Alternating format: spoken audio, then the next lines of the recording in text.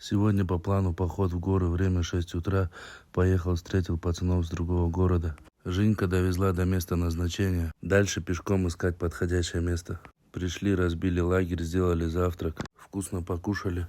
Еле отбились от диких медведей. Нашли вот такое крутое место. Освежились в ледяной воде. Можно выдвигаться в сторону качель.